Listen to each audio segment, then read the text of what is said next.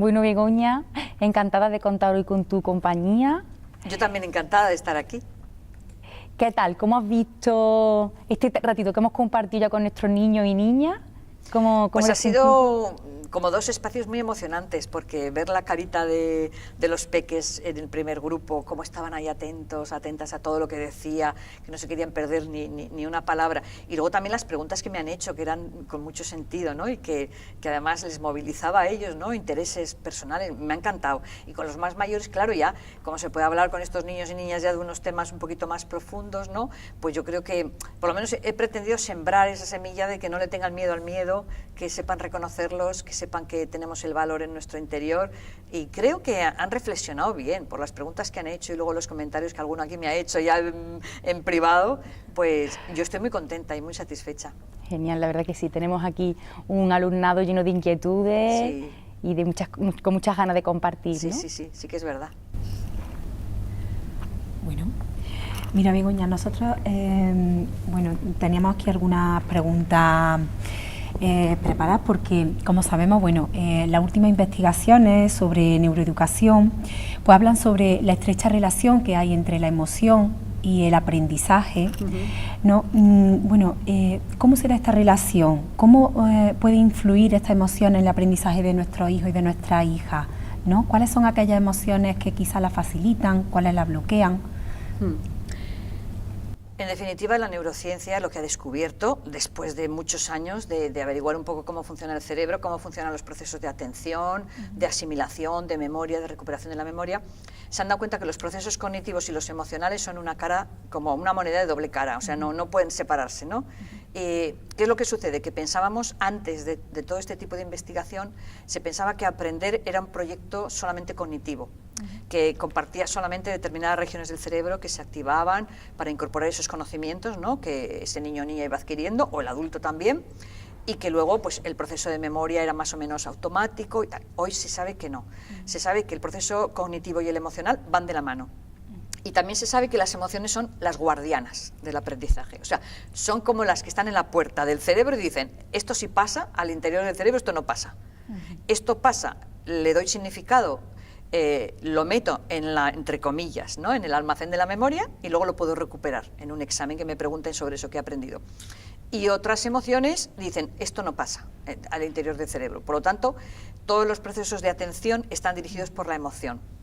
Pero la emoción a la vez es como el pegamento de los recuerdos, es el que sirve para memorizar y dar sentido al aprendizaje. Y también lo que se ha descubierto es que hay emociones o estados emocionales que favorecen el aprender, hay otros estados emocionales que lo limitan y ya están más o menos trabajados, ¿no? Por ejemplo, así por poner un breve ejemplo, la curiosidad es la primera situación emocional que activa el aprendizaje. De hecho, hoy en día, que el conocimiento no está ya en las aulas, cuando cualquier alumno o alumna de los que han venido tienen interés en los dinosaurios, aunque yo no sepa nada de dinosaurios, van a aprender solos. Van a buscar la información por aquí, por allá, porque tienen ya la motivación, tienen la emoción y las ganas. O sea, la curiosidad es lo primero. Si no se enciende la curiosidad, aparece el aburrimiento, que es la emoción que bloquea el aprendizaje. Si no hay interés, no hay. La segunda es la confianza en uno mismo, es decir, yo soy capaz de aprender. Por eso es tan importante trabajar la autoestima del alumnado en general, que se sienta capaz de aprender, pero sabiendo que unos aprendizajes le van a costar más que otros, porque tiene su particular espectro de inteligencias, y entonces en aquellas inteligencias donde tenga muy buena dotación le resultará más fácil el aprendizaje, y en aquellas otras asignaturas que tenga que ver con inteligencias que tiene más deficitarias le costará más. Costará más o costará menos en función, pero la confianza en uno mismo le da herramientas para decir puedo, valgo, tengo que aprender, pondré más esfuerzo o menos esfuerzo, pero puedo. Pero la tercera es la confianza en los demás, que si me equivoco no se van a reír de mí, que no voy a pasar vergüenza por cometer un error, que todos estamos ahí como ayudándonos unos a otros, y que, por ejemplo, en el trabajo en equipo, pues a cada uno se le da mejor algo y el resultado final es más que la suma de 1 más 1 más 1 más 1, que al final salen cosas muy bonitas. O sea, la confianza en los demás, el estar relajado en el aula. Pero otra emoción que ayuda mucho a aprender es la calma. Y claro, tenemos muchas aulas estresadas, profesorado estresado, alumnado estresado, y eso bloquea el aprendizaje. O sea, la calma ayuda no solamente a nivel físico, que también, que aumenta el sistema inmunológico, sino que favorece la concentración y la atención. Y, por supuesto, la alegría y el orgullo, es decir, el darse cuenta de que tienen experiencias de éxito. Por eso, si un alumno o una alumna no consigue tener experiencias de éxito, el proceso de aprendizaje se puede ver cortado, se corta, porque empiezan en el bucle yo no sé, yo no puedo, yo no valgo, se desvalorizan, disminuye la confianza en uno mismo y entonces se bloquean ellos solos. O sea, si un alumno o alumna ya tiene en su mente la idea de que es imposible algo, es que ni lo va a intentar. Entonces, el estrés, la ansiedad, el miedo, todas son emociones que dificultan el aprendizaje. La primera, por supuesto, el aburrimiento, el desconectar, pero luego la desconfianza, ¿no? El miedo. A medida que sube el miedo, baja el nivel de confianza. El miedo a los demás o a uno mismo, baja el nivel de confianza en uno mismo o en los demás. Y luego la ansiedad y el estrés, por supuesto. Entonces, vemos que las emociones son como vasos comunicantes. Sube la calma, baja el estrés. Sube el estrés, baja la calma. Sube el miedo, baja la confianza. Sube la confianza, baja el miedo. Y, por supuesto, sube la curiosidad, el aburrimiento se va. O sea, con curiosidad no hay aburrimiento. Pero también es verdad que si el alumno no disfruta aprendiendo, ¿no? Aun con esfuerzo, aun con constancia y perseverancia, abandona porque entra en un circuito negativo. Por lo tanto, todo lo que tiene que ver con ansiedad bloquea el acceso a la memoria. El miedo bloquea el acceso a la memoria. Un alumno ha podido estudiar mucho y el día del examen su nivel de ansiedad es altísimo, no hace una buena regulación emocional y puede quedarse en blanco. Y a lo mejor tú como adulto sabes que ha estudiado, o tú le has visto como padre o madre, le has visto estudiar, pero no le luce porque esa ansiedad le bloquea el acceso a la memoria. Es como que sé que tengo conocimientos de esto, pero no me acuerdo, me he quedado en blanco. Entonces, eso sí que está estudiado ya mucho y por eso se orienta, ¿no?, al profesorado qué tipo de emociones debe favorecer en el aula y qué tipo de emociones debe evitar que aparezcan y si aparecen, transmutarlas y cambiarlas. Que eso es lo que es el liderazgo emocional, que el adulto sea capaz de una clase que está muy enfadada, porque la ira y el enfado también desvían mucho la atención del aprendizaje. Es otra emoción que dificulta bastante. Entonces, si te encuentras una clase muy enfadada, puedes reconducirla a la calma. Tienes que hacer algo para que cambie su estado emocional y luego ya estén más receptivos a lo que vayas a explicar. Muchas gracias. Bueno, Begoña, y tú como autora de más de 280 cuentos, pero entendemos que entiendes el cuento como un recurso valiosísimo para transmitir mensajes, sobre todo al público infanto-juvenil, ¿no? ¿Por qué el cuento? ¿Cómo podemos las familias apoyarnos en este recurso para trabajar la educación emocional en casa? La verdad es que yo empecé a escribir cuentos en mi consulta, en mi trabajo como terapeuta. Yo nunca pensé que me los fueran a publicar. O sea, que los primeros cuentos para sentir, 46 cuentos que salieron sin ilustrar, estaban escritos hace muchísimos años. Yo cuando terminé la carrera empecé a trabajar con niños y adolescentes con problemas de conducta, con fracaso escolar, con muchos problemas. Y les escribía un cuento a cada uno, a cada una, porque a través del cuento, donde eran los protagonistas más o menos, aunque cambiaban los nombres, ellos y ellas mismas empezaban a ver soluciones a sus problemas, viéndolo como desde fuera. No que yo tengo un problema, sino mira el personaje este que tiene este problema, iban dando soluciones, iban encontrando la salida. Era como el hilo de Ariadna que me guía por el laberinto y que así aprendo a salir de él, porque era como un elemento de apoyo. Yo me di cuenta ahí del valor terapéutico del cuento, aparte que había estudiado cómo en Oriente el cuento era una herramienta terapéutica incluso usada por la medicina ayurvédica. Entonces había toda una tradición en Oriente del uso terapéutico del cuento y yo dije, esta línea me gusta. Como siempre había escrito cuentos desde pequeña, pues me puse, pero no me importaba tanto el estilo literario. Ahora me importa mucho el estilo literario porque sé que soy leída por mucha gente, pero en aquel momento no me importaba tanto el estilo, sino la profundidad del cuento, lo que le ayudaba a ese niño o niña para encontrar salidas a sus problemas. Entonces, eso es una realidad que yo he vivido, con lo cual nadie me ha convencido, no, lo he visto yo. ¿Qué pasa? Cuando me empiezan a publicar es porque alguien escucha esos cuentos que yo escribía en terapia y me ofrece publicarlos, yo encantada. Pero entonces empecé a perfilar un poco el estilo de comunicación porque iba a ser leído por otros, manteniendo por supuesto la esencia. Entonces yo sé que padres y madres cuando leen un cuento se genera ahí un estado emocional de compartir emociones, es como un espacio fuera del tiempo. Es como que ese niño o esa niña que te está escuchando cuando es muy pequeñito porque no sabe todavía leer, entra en un mundo mágico, totalmente. Y si los adultos se lo sabemos contar, cambiando voces, expresiones gestuales y tal, muchísimo más. Pero cuando ha pasado de esa magia de la escucha, porque es una magia, es una situación mágica, a la magia de la lectura, empieza a desarrollar su imaginación. Y claro, lee y se va imaginando las escenas y se va proyectando, porque siempre Los lectores, las lectoras se proyectan en los personajes, consciente o inconscientemente, pero se proyectan. Y van empezando a adquirir experiencias que no son de su vida propia, son de la vida de los personajes de los cuentos. Entonces, tiene un potencial tremendo el cuento, como herramienta de comunicación emocional entre los seres humanos, como herramienta para potenciar la imaginación, como herramienta también para educar en valores, porque te transmiten valores sin darte lecciones largas, ¿no? Y te transmiten consejos sin que casi te des cuenta, ¿no? Lo que hablábamos de la moraleja. Mis cuentos no tienen moraleja, pero si alguien la busca, la va a encontrar. O sea, va a encontrar consejos y va a encontrar algún elemento, porque, a ver, yo soy terapeuta antes que escritora y al final pues intento que no solamente entretengan, sino que también tengan otras funciones, ¿no? Pero tienen que entretener, tienen que ser divertidos, tienen que atrapar la atención, tienen que mantenerles ahí en ascuas, ¿no? Hasta el final. Todo eso lo mantengo. Entonces, en las familias tiene que haber lectura de cuentos, tiene que haber, o sea, el rato del cuento sería sagrado.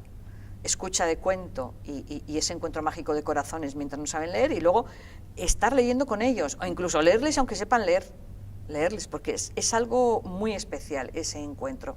Entonces yo invito a las familias a que utilicen los cuentos, pero no ya, toma un cuento y entretente un rato, no, que tienen mucho más detrás.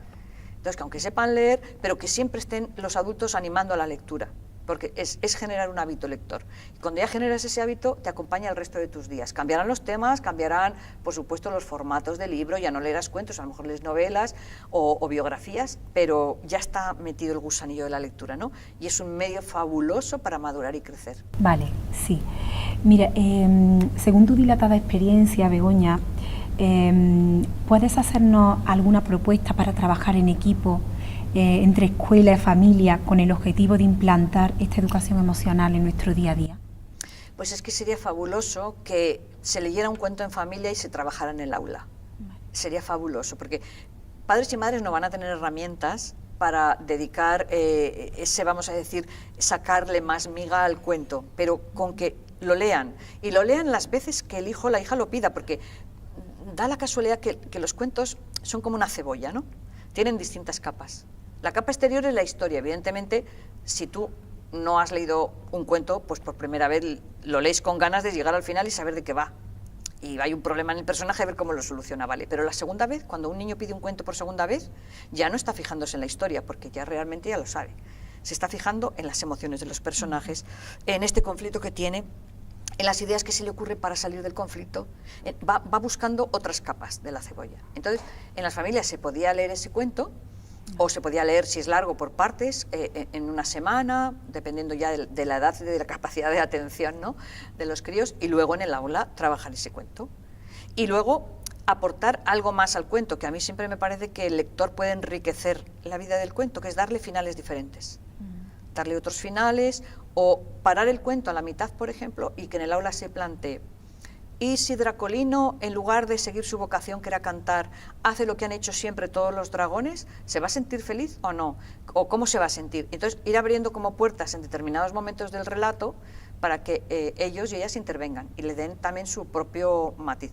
¿Qué es lo que pasa? Que el adulto que está escuchando las respuestas es como un test proyectivo, se da cuenta de muchas cosas. Sí. Y entonces puede ayudar también desde la escuela a la familia a decirle: mira, me he dado cuenta que tu hijo, cuando se tenía que enfrentar a esta prueba, que era enfrentarse a un miedo tal, como que no se siente capaz.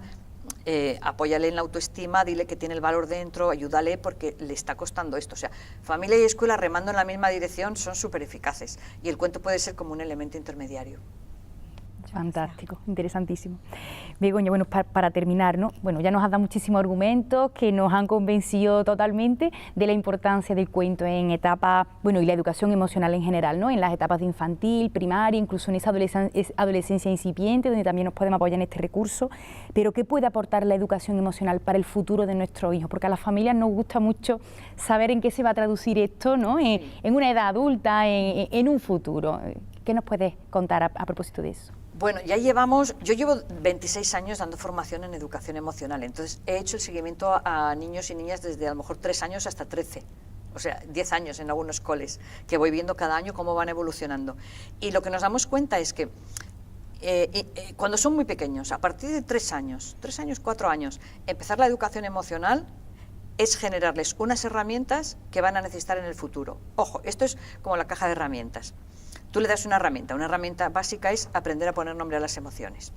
Otra herramienta básica es regular las emociones, gestionarlas, saber cómo salir de ella o bajar el nivel de intensidad. Otra herramienta es conocer las emociones de los demás. Bueno, distintos tipos de herramientas. En educación emocional son importantes todas, pero tú se las das y le explicas para qué sirven y las tienen. Y la caja de herramientas en casa, si un día tienes que clavar un clavo, vas, coges el martillo y clavas el clavo, nadie te tiene que venir a ayudar. Si tienes que con la llave inglesa apretar una tuerca, lo aprietas porque ya sabes que tienes la llave inglesa, es decir, en el futuro se ha demostrado, porque esto hay muchas tesis doctorales en la Universidad de Málaga, en Cantabria, en el País Vasco, en Barcelona, se ha demostrado que el tener esta caja de herramientas, estas habilidades emocionales, esta educación emocional, es prevención de drogas, prevención de bullying, prevención de maltrato, prevención de depresión, prevención de suicidio. O sea, es un factor de prevención primaria de muchísimos elementos que hoy en día son una lacra social y que están causando mucho daño, porque el nivel de suicidios de adolescentes se ha triplicado en nuestro país. Entonces, se ha visto que estas personas, al tener esas herramientas, las usan. Pero, ¿qué es lo que pasa? Que las habilidades emocionales son habilidades. Es decir, yo no me vuelvo una experta cocinera leyendo un libro de Arguiñano. No, si yo leo el libro y me quedo en el libro, me hago experta cocinando. El primer día se me quemará la comida, el segundo día se me quedará crudo, el tercer día voy pillando ya cómo. La habilidad se desarrolla poniéndola en práctica. Entonces, si desde pequeñitos la van poniendo en práctica, resulta que llega un momento que tú a los 15 años o a los 20 dices, ya sé cocinar, porque me han dejado y me han enseñado a cocinar desde pequeñito, ya sé cocinar. Pero de repente un día tienes invitados, oye, que queremos que nos hagas algo de cocina, y tú nunca te has entrenado, mejor que la compres o la encargues, porque te va a salir mal. Es decir, ahora, por ejemplo, en la pandemia, que tanta gente hablaba de la resiliencia, la fortaleza interior, es que no se improvisa. O lo has cultivado antes, o de repente no lo vas a tener. Pero en los centros que se cultivaba eso, me escribían los docentes y las familias diciendo, ¿cómo se nota que nuestros hijos ya tenían estas herramientas que ahora las han puesto en práctica? Ahora, ¿por qué? Porque la caja de herramientas no la tienes todo el día en el salón y no estás manejando herramientas todo el día. Pero si la necesitas, la tienes ahí. Ese es el valor añadido que está aportando la educación emocional. Aparte de ser prevención, pues les preparamos a los hijos y a las hijas para la vida que les va a tocar vivir, que no sabemos cuál es, porque el nivel de incertidumbre... Ahora, les podemos asegurar que van a perder algún ser querido, que algún sueño que tengan muchas ganas de conseguir no lo van a conseguir, que se van a frustrar, que a lo mejor algún amigo les va a traicionar o van a pensar que era amigo y no lo es, que a lo mejor van a tener que convivir en el trabajo con personas que no les caen bien, que a lo mejor, o sea, y es que eso se lo podemos garantizar, con lo cual mejor prepararles para todas esas situaciones, sean las que sean y vengan cuando vengan, que decirles, bueno, cuando necesites esta herramienta, la compras. Hombre, pues sí, la compro, pero si no la sé manejar, no la voy a saber usar. O sea, yo creo que la clave está en eso. Muy bien.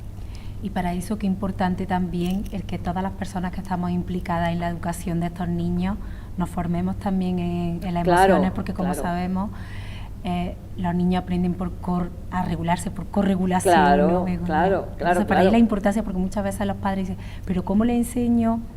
Claro, tienen que aprender ellos también, claro. O empezamos con la queja, es que mi niño no está, o coge una rabieta, o coge... Pues, ¿cómo aprenden? Yo digo muchas veces por imitación. Claro, primero, claro. ¿no? Y para eso, pues qué importante que tanto maestros como padres estemos todos también implicados y estemos interesados en cómo gestionar también nuestras propias emociones. Sí, si esto fuera, por ejemplo, algo más practicado a nivel social, no veríamos escenas que vemos en la televisión todos los días y que las damos como normales, porque claro, si ellos ven descalificaciones, insultos entre personas adultas, dirán, esta es la forma de comunicarse normalmente. Pues no, tienen que ver amabilidad, buen trato. Entonces, yo soy muy crítica también porque a nivel social también estamos educando y los medios de comunicación también educan. Entonces, es bueno que padres o madres, si están viendo una escena del telediario o una película, digan, mira, así no se debe actuar. Hay otras formas de actuar que son más adecuadas, ¿no? Yo creo que si toda la sociedad y todos los docentes, todas las familias, pues eso, tuviéramos muy claro que el objetivo es el bienestar de los más pequeños para que generen una sociedad mejor, evitaríamos muchas cosas que hoy en día se dan. Pero eso significa, primero, conciencia de que es importante y luego ya llevarlo a la práctica, claro. Muchas gracias. Gracias a vosotros. Bueno, Begoña, eso es. Pues muchísimas gracias por haber visitado nuestro pueblo, nuestros 6 Poeta Molleja, por habernos dedicado este espacio tan enriquecedor para la familia y para nuestros pequeños y pequeñas, que son el motor que nos mueve a nosotros. Muy bien, gracias a vosotras. Desde la asociación. Gracias.